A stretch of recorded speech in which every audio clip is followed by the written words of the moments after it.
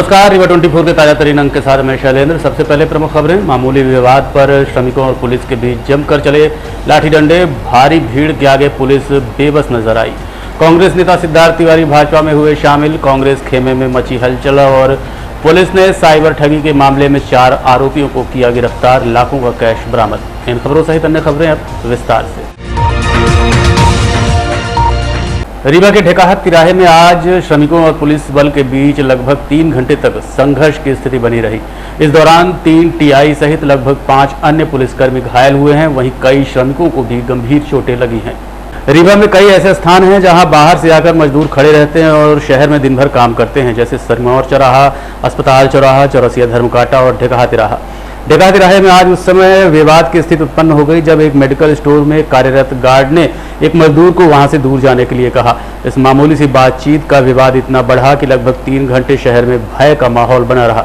लोगों का आना जाना बंद हो गया और मजदूरों ने जिसे पाया जमकर पीटा। वहीं जब शिकायत पर पुलिस मौके पर पहुंची तो मजदूरों ने पुलिस पर ही पथराव कर दिया। इस बीच मौके का फायदा उठाकर कई उपद्रवी भी भीड़ में घुस गए, जिन्होंने पुलिस पर जमकर लाठियां बरसाई। वीडियो में साफ देखा जा सकता है कि कुछ पुरुष और महिलाएं लगातार पुलिस पर डंडे बरसा रहे हैं। वहीं पुलिस भी मजदूरों पर लाठी डंडे बरसा रही थी।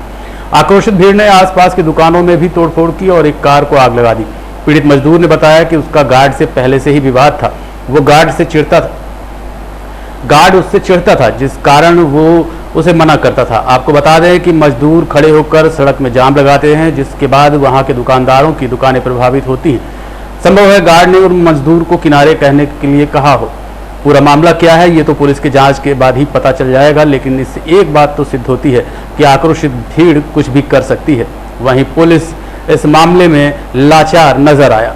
चुनाव आचार संहिता लगी है और पुलिस विभाग की नाकामी सामने आई है। खबर लिखे जाने तक मिली सूचना के अनुसार 8 से 10 लोगों को गिरफ्तार कर उनसे पूछताछ की जा रही है। घायलों में श्रमिक और पुलिस वालों दोनों का इलाज चल रहा है।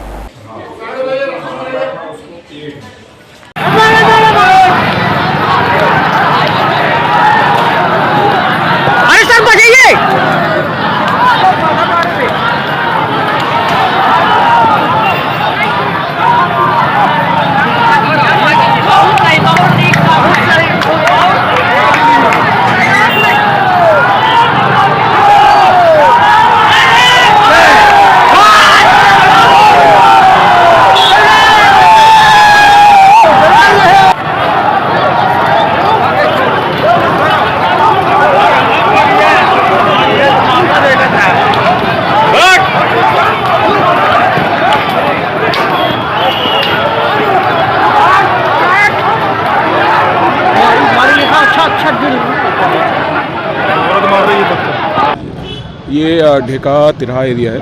यहाँ पे ट्रेडिशनली मज़दूर लोग इकट्ठा होते हैं, जिनको आवश्यकता होती है वो लेके जाते हैं यहाँ से मज़दूरों को।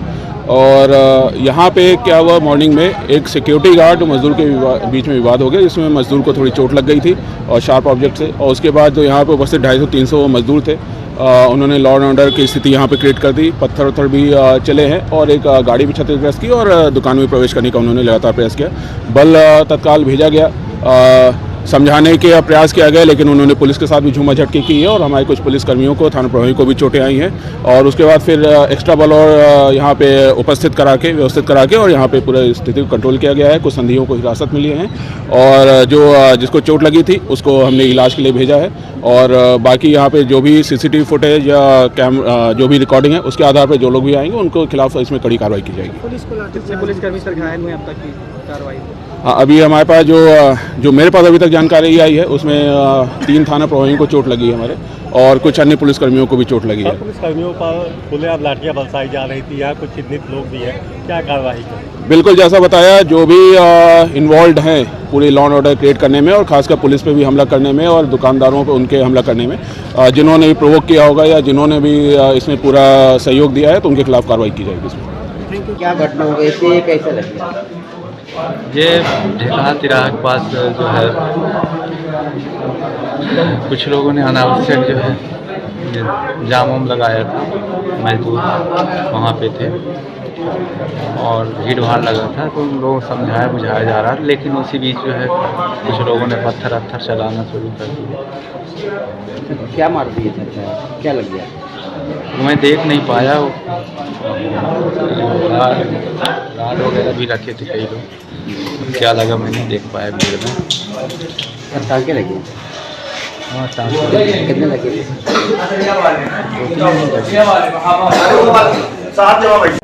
साहब हम लोग काम करने आते हैं हाँ चौराहा में, वो एक गार्ड है तो परेशान करता है कि साइड हो जाइए, तो मैंने आज बोला कि साइड है, तो पहले से मेरे से गर्म होता था। मैं इसके पहले से चला गया था, सूरत में था, अभी यार मेरे को ज़्यादा नहीं 6-7 दिन हुआ। इसके बाद चौराहा आया, मैंने काम सोचे कि काम करने चले जाए, इसके मेरे ऊपर गर्म हो गया। बोले साइड हो जाओ, बोले साहब साइड है, तो इसके बाद धक्का दे दिया, तो मैं भी धक्का दिया उसको, उसकी शरीर लंबी चौड़ी है। इसके बाद वो गाली देने लगा, मैं भी गाली दिया, वो मेरे को एक राहपड़ मार दिया, तो मैं भी एक राहपड़ मार दिया। इसके पता नहीं क्या मार दिया, सर पे खून गिरने लगा, मैंने बेहोश हो गया। क्या नाम है आपका? राजकुमार साकेत। कहाँ रहते हो? जेरुका। कांग्रेस नेता कमलेश्वर पटेल आज अल्प आवास पर रीवा पहुंचे और एक पत्रकार वार्ता को संबोधित किया। कांग्रेस वर्किंग कमेटी के सदस्य पूर्व मंत्री एवं विधायक कमलेश्वर पटेल ने आज एक पत्रकार वार्ता आयोजित की। इस दौरान उन्होंने भारतीय जनता पार्टी पर जमकर प्रहार किया और कहा कि महंगाई, भुखमरी और बेरोजगारी के साथ साथ भ्रष्टाचार भारतीय जनता पार्टी की देन है। उन्होंने कहा कि पिछले 20 वर्षों में भारतीय जनता पार्टी ने प्रदेश की जनता के साथ अन्याय किया है। बिजली, पानी, किसानों की आय, पटवारी घोटाला सहित कई अन्य मुद्दों पर उन्होंने प्रकाश डाला। क्या क्या कहा पत्रकार वार्ता के दौरान, जानने के लिए चलते हैं पत्रकार वार्ता में। सकती है, पूरा प्रदेश बर्बाद कर दिया। जो वादे किए थे, बड़ी बड़ी घोषणाएं की थी, कुछ पूरा किया क्या? इन्होंने तो कहा था 50,000 कर्जा प्रत्येक किसानों को माफ करेंगे, 2008 में बोला था, और कितने साल सत्ता में रहे? सुध ली क्या? किसी का कोई कर्जा नहीं माफ किया, किसी को ध्यान नहीं दिया, सिर्फ लूटने का काम किया, पूरे प्रदेश की आर्थिक व्यवस्था को बदहाल करने का काम किया। हमारी पार्टी ने वचन पत्र में जो बिंदुओं का उल्लेख किया है, उसको अक्षरशः सरकार बनते ही 11 जो गारंटी है उनको सबसे पहले पूरा करेंगे, उसके बाद जो वचन पत्र में बिंदु है उन पे लगातार हम लोग काम करेंगे। और सबसे बड़ी खुशी की बात है कि जो किसानों के लिए एमएसपी बढ़ाने का काम किया है, 2500 रुपए प्रति क्विंटल धान का और 2600 रुपए प्रति क्विंटल गेहूं का समर्थन मूल्य जो बढ़ाने का वचन पत्र में उल्लेख किया है। हम समझते हैं कि किसानों के लिए बहुत बड़ी राहत होगी। बिजली का भी उल्लेख है, 5 हार्स पावर तक हम फ्री में बिजली देंगे, 10 हार्स पावर तक आधा करेंगे, घरेलू बिजली 100 यूनिट फ्री में देंगे, 200 यूनिट पर हाफ होगा।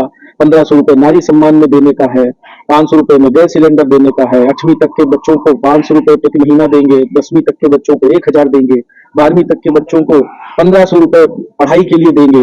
और इसी तरह से आपका जो सामूहिक विवाह के लिए भी 1,01,000 करने का प्रावधान किया है, और विधवा महिलाओं के लिए 1,55,000 किया। हम समझते हैं कि इससे अच्छा वचन पत्र में समायोजन नहीं हो सकता है। 2 रुपए में गोबर खरीदने का, आवारा पशुओं से किसान सबसे ज्यादा परेशान है, और एक आय का जरिया भी लोगों का बन सकता है। ये बहुत बड़ा निर्णय है। पुराने पेंशन बहाली की बात कही है, जो हमारे अधिकारी कर्मचारी है उनकी पुरानी पेंशन बहाली होगी। ऐसे बहुत सारे बिंदुओं का ऐसा कोई वर्ग नहीं बचा है जिसके बारे में कांग्रेस पार्टी ने वचन पत्र में शिक्षित बेरोजगारों के लिए भी उल्लेख किया है, तो गरीब मजदूर के लिए भी आपका स्वास्थ्य बीमा में जो प्रोविजन किया है वो भी बड़ा सराहनीय, हमारे राजस्थान में लागू है। ऐसे हमारे राज्यों में जो जनहित के जो योजनाएं लागू है और जिसका अच्छे परिणाम आ रहे हैं, वो सभी जगह से रिसर्च करके अन्य प्रदेशों का भी, और मध्य प्रदेश के जिला स्तर पे हम लोग खुद गए थे और लोगों से सुझाव लिए थे, और जो जनता की परेशानी है उन परेशानियों को ध्यान में रख के ही ये वचन पत्र बनाया गया है। और हम समझते हैं कि ये वचन पत्र कांग्रेस पार्टी का एक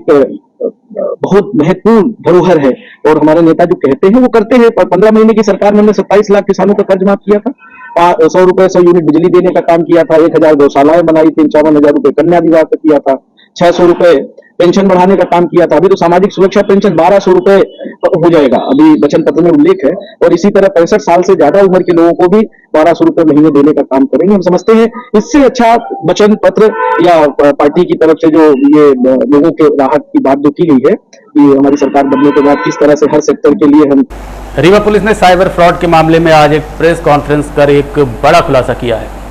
पुलिस कप्तान रीवा ने आज कंट्रोल रूम में एक प्रेस वार्ता का आयोजन किया और बताया कि शिक्षक कैलाश चंद्र वधिया के मोबाइल पर एक फोन आया और लोन देने की बात कही गई, जिसके बाद उनसे कई आवश्यक जानकारी फोन पर प्राप्त की गई और उनके अकाउंट से 30,89,700 रुपए पार कर दिए गए। आपको बता दें कि फोन करने वाले ने बैंक कर्मचारी बनकर फोन किया था, जिसकी सूचना पीड़ित द्वारा समान थाने में दर्ज कराई गई। पुलिस ने मामले की छानबीन की और 4 आरोपियों को गिरफ्तार किया, जिसमें आरोपी आमिर खान पिता मोहम्मद अली खान उम्र 26 साल, राहुल देव पिता अनिल कुमार शर्मा उम्र 28 साल, फिरोज आलम पिता सलीम खान और फरोज पिता अफजल को गिरफ्तार कर बची हुई राशि सहित अपराधियों को रीवा ले आई है। क्या है पूरा मामला, जानने के लिए चलते हैं पत्रकार वार्ता में। तो फ्रॉड हुआ था जिसको मीडिया ने काफ़ी उससे कवर किया था। एक हमारे यहाँ शिक्षा विभाग में थे, उनके लोन दिलाने के नाम पे, सस्ते दरों पे, कम दरों पे लोन दिलाने के नाम से उनसे डॉक्यूमेंट्स लिए गए और उसके बाद उनके अकाउंट में पैसा आया और तुरंत ही वो निकल गया और करीब ये 30,89,000 का फ्रॉड था। ये अप्रैल से मई के बीच में हुआ था और ये इसमें थाना समान में हमने 254/23 इसमें अपराध दर्ज किया था और इसमें हमारी टीम, साइबर की टीम, थाने की टीम लगातार इसमें हम लोग काम कर रहे थे। एक बार टीम पूरी जानकारी लेके हमने पन्ना और बाकी जगह से भी जानकारी ली थी और उसके बाद फिर दिल्ली भी जानकारी लगी थी। दिल्ली और उसके आसपास के संभवतः आरोपी और वहाँ का उनका मूवमेंट या वहाँ पे उनका गतिविधियाँ हैं और जिसके आधार पर लगातार इसमें हम इनपुट्स इकट्ठा कर रहे थे और उस इनपुट के आधार पर हमने इन दोनों, पहले 2 आरोपी मिले, फिर उसके बाद 2 अन्य आरोपी इसमें हमको मिले हैं। इनको गिरफ्तार करने में सफलता पाई है। पहले 2 आरोपी हैं आमिर खान और राहुल देव शर्मा। इनका मोडस ऑपरेंडी ऐसा रहता है, 2-3 स्टेप्स में इनका मोडस ऑपरेंडी रहता है। पहले होता है कि कुछ नंबर्स को जो भी इनको इंटरनेट पे मिल जाए या फिर सीरीज में नंबर्स पे कॉल कर करके लोगों को झांसे में लेते हैं। एक व्यक्ति बात करने में जो निपुण होता है वो बात करता है, इंग्लिश हिंदी जैसा भी हो सकता है उसमें बात करता है। उसमें इनको अलग अलग तरीकों से करते हैं, जैसा भी हम इनसे जानकारी की है। तो अभी हमारी जो फरियादी है उसके साथ कम दरों पे लोन लेने का, लोन देने के नाम पे फ्रॉड हुआ था। ऐसे केबीसी वाला फ्रॉड में भी ये लोग इन्वॉल्व हैं, इस तरह पॉलिसी रिन्यूअल वाले फ्रॉड में भी इन्वॉल्व, इस तरह की कई सारी चीज़ों में इन्वॉल्व रहते हैं। तो इसमें क्या करते हैं कि फ़ोन पे बात करते हैं, उनको कोई नई स्कीम एंड लुभाने चीज़ों के बारे में बता के उनका पूरा डिटेल इन्होंने लिया, फिर उनको एक ऐप उनको व्हाट्सएप पे भेजते हैं। उसको जैसे ही फरियादी डाउनलोड करता है तो उसका जो मोबाइल होता है वो तुरंत ही उनके कंट्रोल में आ जाता है। उसका जो भी मैसेज आ रहा है, जो भी फ़ोन आ रहे हैं, जो भी उसका कॉन्टैक्ट लिस्ट है, वो सारी चीज़ें उसके पास आ जाती हैं और जिसके आधार पे फिर उसको फरियादी को ये बोलते हैं कि आप अपना इंटरनेट बैंकिंग एक्टिवेट करें और जैसे ही फरियादी एक्टिवेट करता है तो उसके बाद फिर तुरंत ही उसका पैसा उसका निकालना शुरू कर देते हैं। तो OTP वगैरह की दिक्कत नहीं है क्योंकि पूरा फ़ोन इनके उसमें आ रहा है। तो और उसके आधार पे इसमें जो बैंक का अकाउंट यूज़ करते हैं वो भी किसी अन्य व्यक्ति को ऐसे ही फ्रॉड करके उससे अकाउंट लेते हैं। उसका जैसे हमने जो उसमें पता किया कि 2 बैंक अकाउंट यूज़ हुए थे, तो वो भी यही MP के ही लोगों पे थे, एक पन्ना का था और एक नीमच का था। तो उसमें भी ये बोला था कि आपको हम सस्ते लोन दिला रहे हैं या सस्ते आपको या कुछ इतने स्कीम आई गवर्नमेंट की, इतना हम दिला रहे हैं, तो आप अपना बैंक की पासबुक, चेकबुक और कार्ड आप हमको भेज दीजिए, हम इसमें कराते हैं और उसको दिल्ली के किसी फर्जी पते पर उसको मंगवाते हैं और उसके बाद फिर उसमें वो पैसे ट्रांसफ़र करा के और फिर उसको तुरंत ही कैश विड्रॉल कर लेते हैं। तो इस प्रकार से फिर विड्रॉल करके उसको अपने अन्य किसी या जो भी उनके अकाउंट्स में वहाँ पे ले जाते हैं। तो ये इस तरह का पूरा इनका फ्रॉड का मैकेनिज्म है और हमारी टीम ने इसमें बहुत मेहनत की है। ये दोनों सब इंस्पेक्टर शैल यादव और गौरव मिश्रा दिल्ली में भी जमे रहे करीब 1 हफ्ते तक, कई सारे इनपुट्स इकट्ठा किए। फिर हमें कुछ और इनपुट मिले तो दोबारा हमने टीम भेजी, जिसमें दोबारा भेजने पर हमको उसमें सफलता मिली है। इसमें जो सिम प्रोवाइड कर रहे हैं उनको भी हमने गिरफ्तार किया क्योंकि उनको थ्रू ही ये फेक सिम्स मिल रहे हैं इनको, जिसको यूज़ करके और जैसे ही इनका फ्रॉड हो जाता है उस सिम को, उस बैंक अकाउंट को, उस कार्ड को, सारी चीज़ों को डिस्ट्रॉय कर देते हैं। तो इस प्रकार से ही पूरा घटनाक्रम करते हैं। 2 अन्य जो हैं जो सिम प्रोवाइडर हैं, फिरोज आलम और फराज, ये बदायूं के हैं और जो मुख्य आरोपी हैं ये भी मुख्यतः मूलतः ये भी बदायूं के ही हैं। तो चारों के लोग को गिरफ्तार किया है। इनसे हमको करीब 28 लाख रुपए हमको इनसे जब्त किए हैं। इसके अलावा इनसे हमने लैपटॉप 2 जब्त किया है, 14 मोबाइल फ़ोन इनसे जब्त किए हैं, आधार कार्ड जो है फर्जी कई तरह के आधार कार्ड इनसे 7 जब्त किए हैं, क्रेडिट कार्ड 4 जब्त किए हैं, पासबुक बैंक 3 जब्त किए हैं और बाकी और एक तो कुछ डायरियाँ हैं जिसमें इन्होंने कुछ लिखा है कि किससे बात किया, किससे हमको सफलता मिली, किससे नहीं मिली, जो हिट एंड ट्रायल मेथड होता है उसको ये पूरा उसमें लिखे हुए हैं। तो अभी और हम संपर्क कर रहे हैं और अभी तक हमको पता चला है कि इन्होंने MP में अन्य 4 जगह पे और व्यक्तियों के साथ फ्रॉड किया है, तो उसके बारे में लगातार बढ़ रहे साइबर ठगी के मामलों को लेकर पुलिस कप्तान विवेक सिंह ने आज आम जनमानस से खास अपील की है। क्या है अपील, आइए आपको दिखाते हैं। से हमारी पुलिस रीवा पुलिस की तरफ से अपील है आपके माध्यम से, मीडिया के माध्यम से, कि इस तरह के बहुत सारे फ्रॉड होते हैं, बहुत सारे लोग होते हैं जो हमको ठगने का प्रयास करते हैं अलग अलग तरीक़ों से।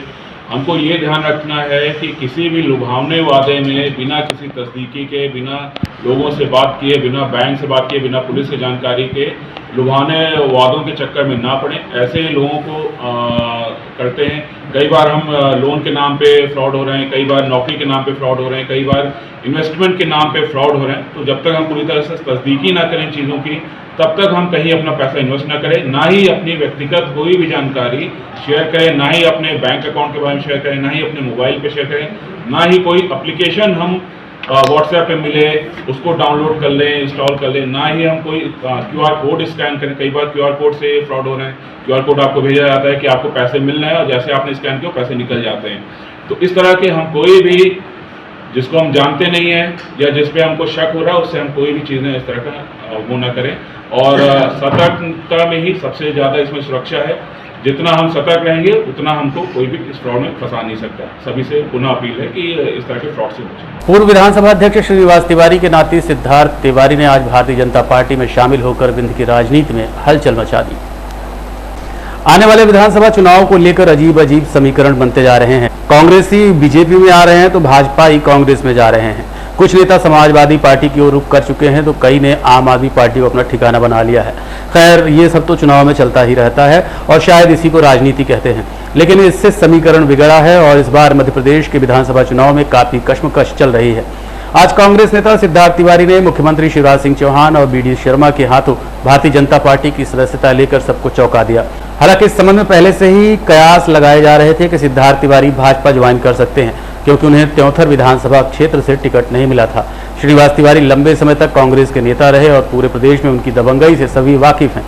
विधानसभा अध्यक्ष होते हुए भी उन्होंने हर जगह अपना सिक्का कायम कर रखा था, लेकिन उनके बाद उनकी विरासत को कोई संभाल नहीं पाया। हाँ, उनके पुत्र सुंदरलाल तिवारी विधायक और सांसद पद पर जरूर बने रहे, लेकिन उनमें वो बात नहीं रही और अब सिद्धार्थ तिवारी कांग्रेस का दामन छोड़कर अमैया से कांग्रेस का सफाया कर दिया है। वही खबर आ रही है कि अभी अभी भाजपा में गए अभय मिश्रा भी कांग्रेस पार्टी के आला कमान से जुगत लगा रहे हैं। अब देखना यह होगा कि ऊंट किस करवट बैठता है। 1972 में कांग्रेस ज्वाइन की थी। उसका एकमात्र कारण था कि 1971 में हमने पाकिस्तान को शिकस्त दी थी। आज कोई भी देशभक्त युवा इस बात को नकार नहीं सकता है कि मोदी जी के नेतृत्व में भारत नई ऊंचाइयों को निरंतर प्राप्त कर रहा है। चाहे वो सैन्य में हो, वाणिज्य में हो, आज सब जगह विश्व में हमारी तूती बोलती है। और मैं मोदी जी के नेतृत्व से, भारतीय जनता पार्टी की विचारधारा से प्रभावित होकर आज बीजेपी का दामन थाम रहा हूं। हमारे यशस्वी मुख्यमंत्री आदरणीय शिवराज सिंह चौहान जी के नेतृत्व में मध्य प्रदेश का जो कायाकल्प हुआ है वो हम सबसे छुपा नहीं है। 2003 की सड़कें हमें याद हैं और 2023 के हाईवे हम देख रहे हैं। मैं इस विकास से, हमारे विंध्य में जो विकास हुआ है, जो औद्योगिकीकरण हुआ है, उससे और जो युवाओं को भारतीय जनता पार्टी में मौका मिलता है, इन सब से प्रभावित होकर आज मैं भारतीय जनता पार्टी का दामन थाम रहा हूं। कांग्रेस से टिकट मिला तो भी याद आया। फुंदर जी देखते रहिए रीवा 24 न्यूज। मिलते हैं छोटे से ब्रेक के बाद। Pentium point group of institutions, a key to success. जी हाँ, Pentium point group of institutions, जहाँ पर आपको मिलते हैं BA LLB 5 year full time program, LLB 3 year full time program, bar council of India से मान्यता प्राप्त हैं। MBA के 2 year full time program AICTE new Delhi से मान्यता प्राप्त हैं। Pentium point college of pharmacy, T pharma 2 year full time program PCI New Delhi द्वारा मान्यता प्राप्त। पेंटियम पॉइंट टेक्निकल कॉलेज में स्नातक व स्नातकोत्तर के सभी पाठ्यक्रम संचालित हैं, जिनमें प्रवेश प्रारंभ है। हमारा कॉलेज कोड है P500। याद रखिए, सामान्य वर्ग BPL कार्ड धारकों को शिक्षण शुल्क में छूट व SC/ST OBC छात्रों को मध्य प्रदेश शासन के नियमानुसार छात्रवृत्ति। आप संपर्क कर सकते हैं हमारे हेड ऑफिस में, जो है हेडगेवार नगर, रेडियो कॉलोनी के सामने, रीवा, और कॉलेज कैंपस में, जो है करहिया सिमरिया रोड और हरदी सिमरिया रोड, रीवा में। अधिक जानकारी के लिए हमारे फ़ोन नंबर पर संपर्क कर सकते हैं। हमारा फ़ोन नंबर है 07662438035। मोबाइल नंबर पर भी संपर्क किया जा सकता है, जो है 9993208439। 17 अक्टूबर को all India 6 yards weavers welfare association व ओम साईं राम डांस एकेडमी के संयुक्त तत्वाधान में जलसा इन में संपन्न हुई प्रथम सत्र में गरबा लहरियों के तहत लगभग 15 टीमों ने गरबा प्रतियोगिता में भाग लिया। रंग बिरंगे परिधानों में सजे हुए प्रतिभागियों ने एक से बढ़कर एक प्रस्तुतियां दी। इस गरबा आयोजन की इस बार की थीम थी मतदाता जागरूकता। इसमें लगभग 200 छात्राओं ने स्लोगन व शपथ ली। नगर निगम कमिश्नर संस्कृति जैन ने इस विधानसभा चुनाव में अपने मतों के निष्पक्ष रूप से उपयोग करेंगे और ज़्यादा से ज़्यादा लोगों को मतदान करने के लिए प्रोत्साहित करेंगे, इस विषय पर शपथ दिलाई। इस बीच मतदाता जागरूकता गीत पर भी गरबा किया गया। निर्णायक के रूप में हेमा सिंह वरिष्ठ समाज सेवी, सत्येंद्र सिंह सत्यार्थी फिल्म्स और शिव कुशवाहा वरिष्ठ निर्देशक रहे। प्रथम पुरस्कार 11,000 और ट्रॉफी के साथ स्टाइलिश डांस ग्रुप के नाम हुई। द्वितीय पुरस्कार 5100 और ट्रॉफी शाइनिंग ग्रुप ने अपने नाम किया और तृतीय पुरस्कार 2100 और ट्रॉफी किंग डांस ग्रुप को मिला। गरबा क्वीन कविता सिंह व गरबा किंग गौरव वाजपेयी को 1000 व ट्रॉफी के साथ इनाम मिला। इसके अलावा नृत्य के क्षेत्र में उत्कृष्ट प्रदर्शन के लिए राजीव वर्मा, विशाल सोधिया, हिमांशु श्रीवास्तव व बादल सिंह को सम्मानित किया गया। पुरस्कार वितरण तीनों निर्णायक व 6 यार्ड्स के समस्त पदाधिकारियों द्वारा दिया गया। इसके बाद रानी की मनमोहक झांकी सामने आई और महाआरती की गई। 108 दीयों को जलाकर ग्रुप की महिलाओं ने सभी की खुशहाली की दुआ मांगी। उसके बाद महाप्रसाद वितरित किया गया।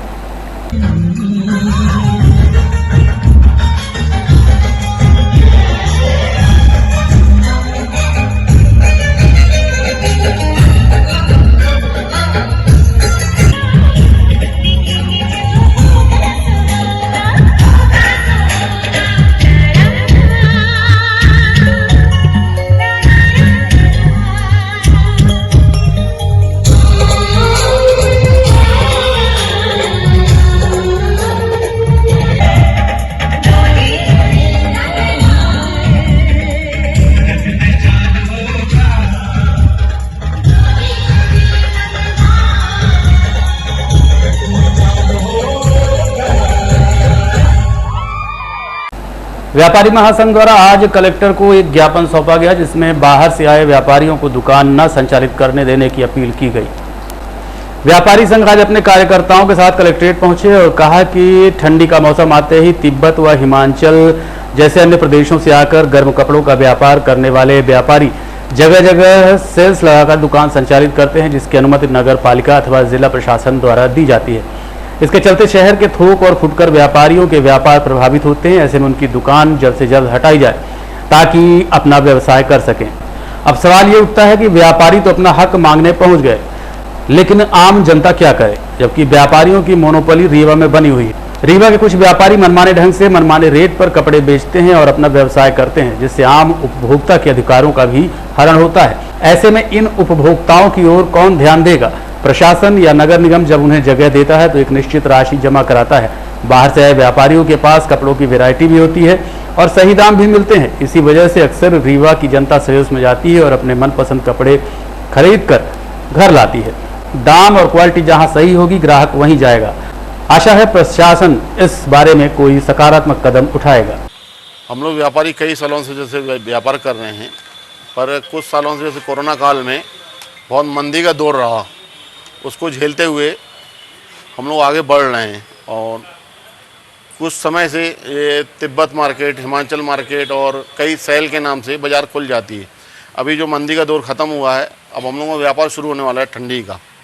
तो उस विषय में हम लोग आज कलेक्टर महोदय से माननीय मंत्री जी से मुलाकात करके हम लोगों को बर्बाद होने से बचाया जाए कि ये सेल के नाम पे आके 2 महीने लूट के चले जाते हैं, इनको यहाँ लगने ना दिया जाए और हम लोगों का व्यापार बचाया जाए। क्योंकि सबसे ज़्यादा टैक्स, बिजली का बिल, यहाँ लोगों को बेरोजगार देना हम लोगों का व्यापारियों का काम है, उसमें हम लोग बिल्कुल बर्बाद होते जा रहे हैं।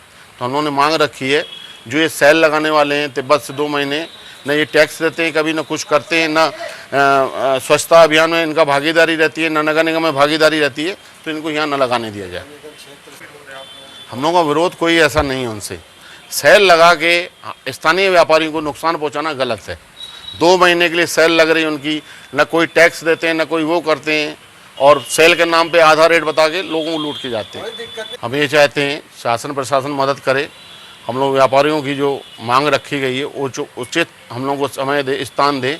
क्या है ना, हम लोगों को व्यापारी जो छोटे बड़े हैं वो हज़ारों लाखों रुपये का माल डंप पड़ा हुआ है इनका, तो हम लोग बर्बाद होते जाएँ तो हम लोग टैक्स देने लायक, बिजली बिल देने लायक, यहाँ नगर के स्वच्छता अभियान में शामिल नहीं हो पाएंगे। हम लोगों को बचाया जाए इस चीज़ से। अगर आपकी मांगे नहीं मानी गई तो अगला कदम क्या होगा?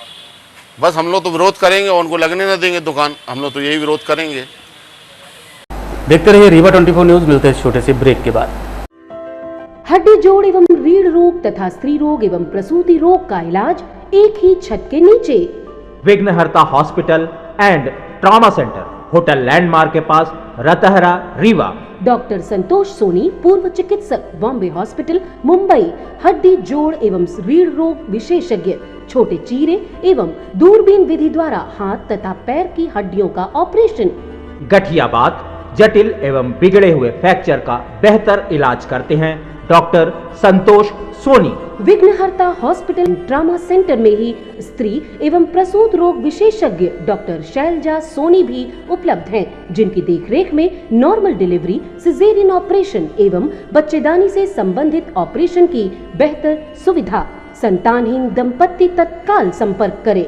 विघ्नहर्ता hospital and trauma centre, hotel landmark के पास, रतहरा, रीवा।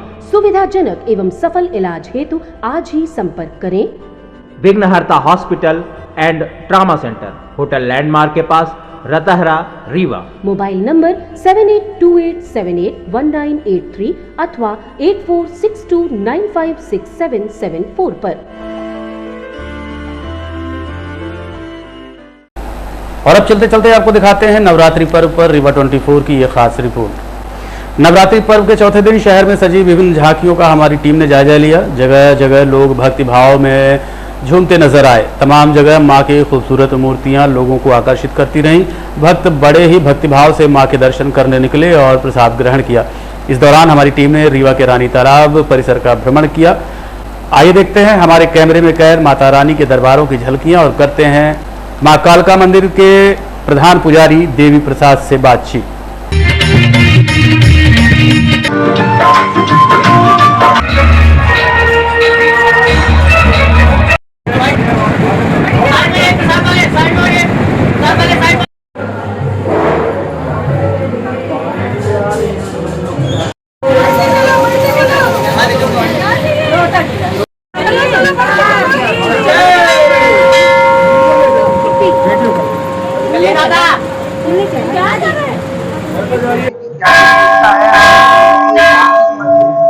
देखिए, ये जो तो रानी तालाब मां काली का मंदिर है, यहाँ का मैं प्रधान पुजारी पंडित देवी प्रसाद महाराज जी।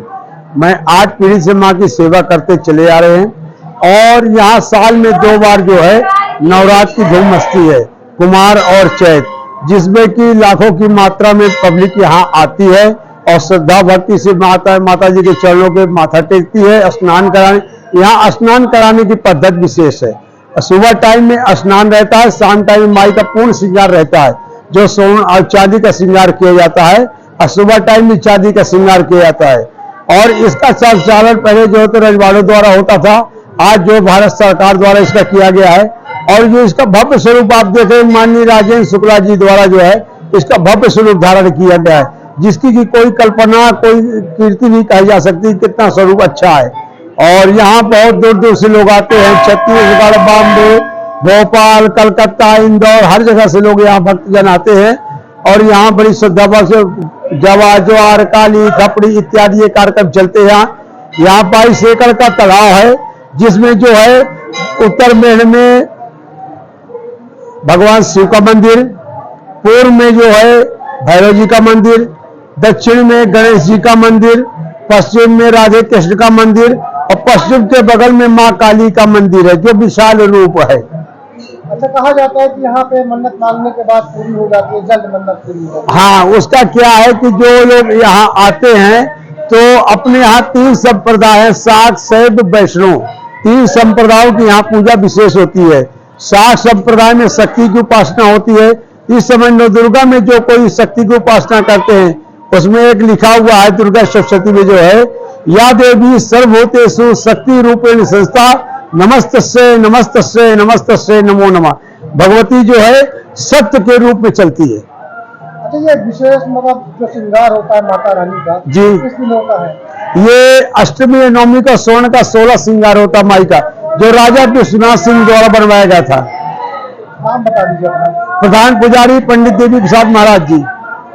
आज के अंक में इतना ही। देखते रहिए रीवा 24 न्यूज। नमस्कार।